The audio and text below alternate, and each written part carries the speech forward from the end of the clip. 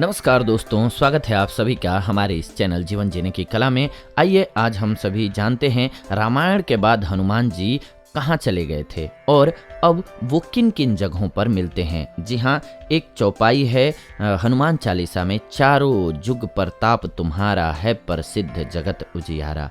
चारों युग में हनुमान जी के ही प्रताप से जगत में उजियारा है। हनुमान जी को छोड़कर और किसी देवी देवता में चित्त धरने की कोई आवश्यकता नहीं है, क्योंकि आज भी हनुमान जी हमारे बीच इस धरती पर सशरीर मौजूद हैं। हनुमान इस कलयुग में सबसे ज्यादा जागृत और साक्षात देव हैं।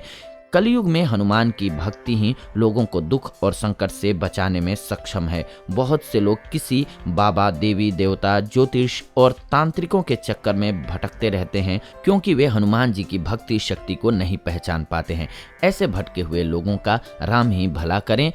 आइए जानते हैं हनुमान जी कहाँ कहाँ उपस्थित हैं। जी हाँ, जहाँ राम कथा वहाँ हनुमान जी। यत्र तत्र रघुनाथ कीर्तन तत्र कृत मस्तकांजलि वाष्पवारी परिपूर्ण लोचनं मारुति नमत राक्षसांतक। अर्थात कलयुग में जहाँ जहाँ भगवान श्री राम की कथा कीर्तन इत्यादि होती है, वहाँ हनुमान जी गुप्त रूप से विराजमान रहते हैं। सीता जी के वचनों के अनुसार अजर अमर गुण निधि सुत होऊ करहूँ बहुत रघुनायक छोऊ।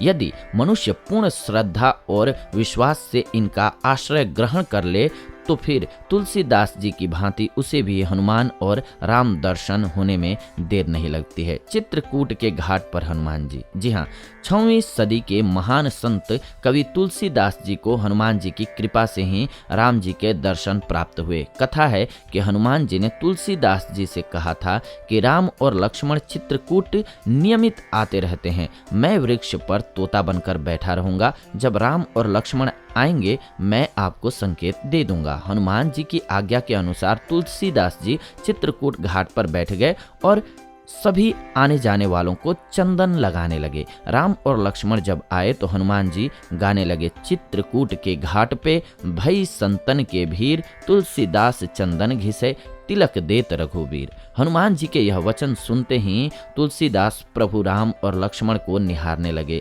इस प्रकार से तुलसीदास जी को राम जी के दर्शन हुए थे। गंधमादन पर्वत पर हनुमान जी। जी हाँ, हनुमान जी कलयुग में गंधमादन पर्वत पर निवास करते हैं, ऐसा श्रीमद् भागवत में वर्णन आता है। उल्लेखनीय है कि अपने अज्ञातवास के समय हिमवंत पार करके पांडव गंधमादन के पास पहुंचे थे। एक बार भीम सहस्त्र दल कमल लेने के लिए गंधमादन पर्वत के वन में पहुंच गए थे, जहां उन्होंने हनुमान जी को लेटे हुए देखा और फिर हनुमान जी ने भीम का घमंड चूर कर दिया था। गंधमादन में ऋषि, सिद्ध, चारण, विद्याधर, देवता, गंधर्व, अप्सराएं और किन्नर निवास करते हैं। वे सब यहाँ निर्भीक विचरण करते हैं। हिमालय के कैलाश पर्वत के उत्तर में दक्षिण में केदार पर्वत है स्थित। गंधमादन पर्वत की यह पर्वत कुबेर के राज्य क्षेत्र में आता था। सुमेरु पर्वत की चारों दिशाओं में स्थित गजदंत पर्वतों में से एक को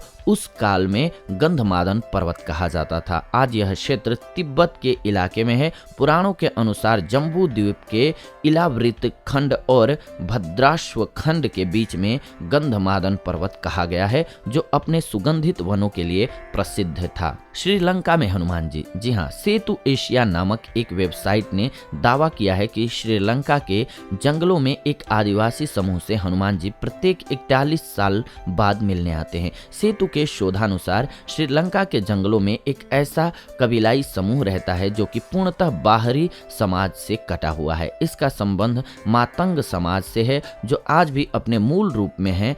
उनका रहन सहन और पहनावा भी अलग है, उनकी भाषा भी प्रचलित भाषा से। यह समूह पिदुरु थालागाला पर्वत की तलहटी में स्थित एक छोटे से गांव नुआरा में है। हालांकि इस वेबसाइट के दावे में सच्चाई नजर नहीं आती है। जी हाँ, लेकिन यही है हनुमान जी की स्टोरी कि कहाँ गए वो रामायण के बाद। तो ये आज का एपिसोड रहा आप सभी के लिए। कैसा लगा ये एपिसोड आप सभी अपने कमेंट्स के माध्यम से हमें जरूर बताइए। साथ ही साथ चैनल को सब्सक्राइब करके हमारे साथ जुड़ जाइए और बेल नोटिफिकेशन को ऑन कर लीजिए ताकि ऐसी अन्य नई जानकारी जब भी लेकर के आए नोटिफिकेशन आप सभी को सबसे पहले मिले। और एक रिक्वेस्ट है आप सभी से कि अगर अब तक आपने चैनल को सब्सक्राइब नहीं किया है तो सब्सक्राइब करके हमारे साथ जुड़ जाइए और बेल नोटिफिकेशन को ऑन कर लीजिए ताकि ऐसी अन्य नई जानकारी आपको सबसे पहले मिले। साथ ही साथ वीडियो को लाइक, शेयर एंड कमेंट्स अवश्य कीजिए ताकि अन्य जरूरतमंद लोगों तक वीडियो आसानी से पहुंच पाए, और ये तभी संभव है जब आप सभी लाइक, शेयर एंड कमेंट्स करेंगे। कर दीजिए। मिलते हैं आप सभी से नए एपिसोड में नई जानकारी के साथ। तब तक के लिए धन्यवाद। नमस्कार दोस्तों।